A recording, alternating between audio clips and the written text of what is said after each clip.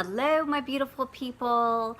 This is Kristen. Welcome to my channel, my book reviews. I only read 3 books this month, but they were awesome, all 5-star in my humble opinion, and a couple of them were over 600 pages, so I don't feel too slacky, whatever. The first one I read was the one that I said I was going to read this month.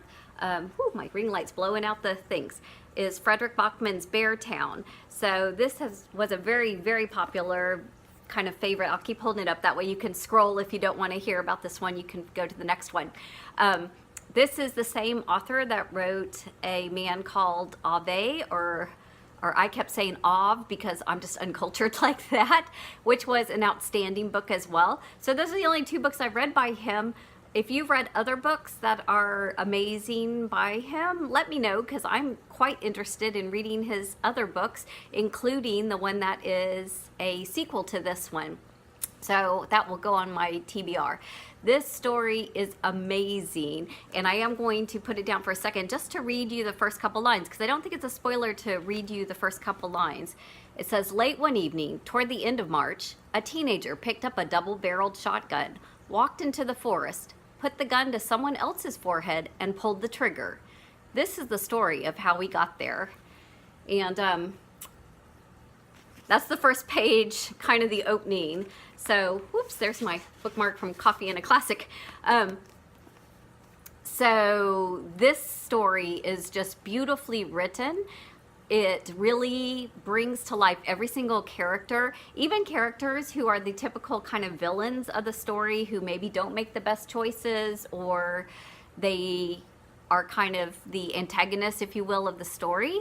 You really have a heart for them, and you kind of understand why they're doing things. And this town is particularly kind of dying economically. They are really trying to hold on to hope. They focus on a junior league hockey team, and one of the key star players does something that is just kind of tragic, and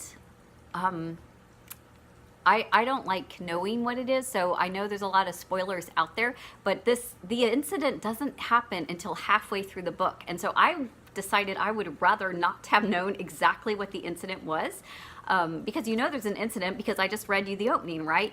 So just enjoy, if you haven't read the other spoilers, the small town charm, the introduction of the characters, and what I love is the grittiness of the humanity. So even when somebody makes a bad choice, you sympathize or you understand why they're making that choice, and that to me is a really great story, and how the characters all interact, and it's just beautiful and moving and touching and makes you think, you know, why do we do the things we do, and is that okay, and what justifies those kind of things? And hopefully it brings some humanity to others for us. When somebody else does something against us, we can think, wow, they must have had a really bad day or a troubling childhood, or, you know, it sets the stage for maybe some grace and for some of those conversations. So that's my review on that. 5-star, love it, going to read the sequel. The next one is Obsidio.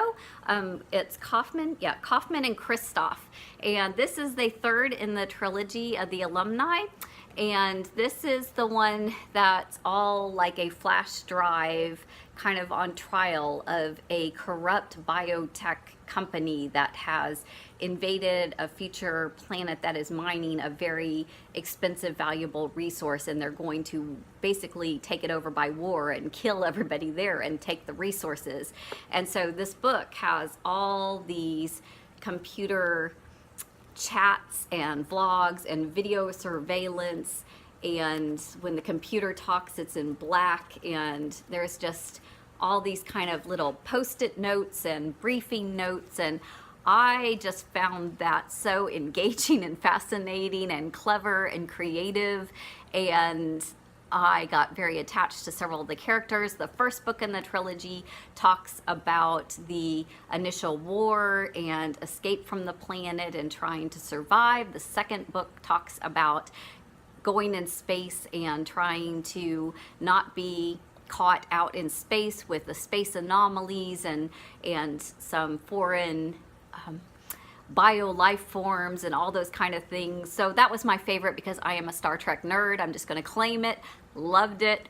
This third one is about them trying to save the remaining people that are on Corinza, on the planet that's being attacked, and trying to bring it all to justice. And it goes back and revisits all the characters that we came to kind of know and love from books 1 and 2 and kind of draw closure to all that. And it was amazing. I loved it. It's written for young adults, so it's appropriate for teenagers, but I think the only people I would not recommend this, if people are kind of tired of that, what they call the Hunger Game Maze Runner teenager saving the world kind of storyline, or if they're totally opposed to science fiction and kind of, you know, suspending your disbelief on sci-fi. And personally, I'm a youth director, so I can handle that teenagers are going to save the world. You know, I'm okay with that. I'm down with that. But, you know, if you have an issue with that, this probably is not the book for you. But if you're willing to go there because they would know all this technology and hacking and getting into the systems and talking to computers and whatnot, it's a really good story, y'all. I just think it's a fun read. And maybe if you have a young adult that doesn't like to read, this might be a way to get them to do that. So I recommend it for that. The last one is my classic for the month, and I kid you not, my very favorite classic of all time is The Picture of Dorian Gray. And I need to think about it because this one might be even better. I need to reread The Picture of Dorian Gray to see if I like it more. This was Wilke Collins' The Woman in White. Now, I also have to disclaim that I love a good mystery, especially if it's got creepy suspense and not a whole lot of like gory horror violence kind of stuff going on. Kind of that Agatha Christie, Miss Marple, Hercules Poirot, all that kind of classic kind of stuff. And this was published, I think, first in 1860, somewhere in that time period.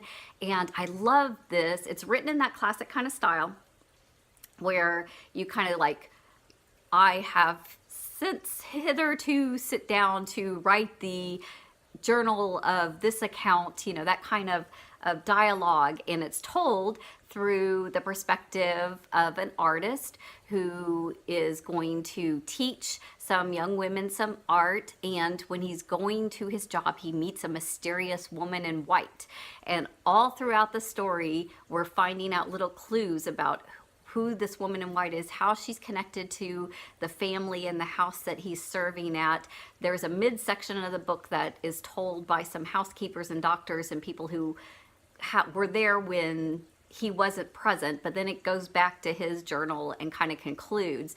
And there's a lot of intricate plot and whatnot that I found very engaging, didn't figure it all out until it was revealed. There's some really great, strong women, which I really thought was awesome from a book that came out in the 1800s, to have these strong women who were stepping up to the plate and taking control, and just really, really fun. I thought it was fun, engaging. I look forward to reading it every night. It was 667 pages, so it's a pretty good read, but it was totally worth it if you have that kind of love or interest of those classics, or that kind of predecessor to a lot of other detective whodunit, and also that kind of creepy element. I love those movies too, you know, the ones where something really weird happens and you're like creeped out a little bit. You know, it's not overly, but anyway, that's my thing. I'm just claiming it. So if you have other books that you know that are like that, leave me a comment, let me know. If you have other classics that are your favorites, leave me a comment, let me know. And I am already reading another book, even though there's one more day left in May, but I'll put it into my June reviews. And I look forward to seeing y'all then. Y'all take care. Y'all have a blessed day.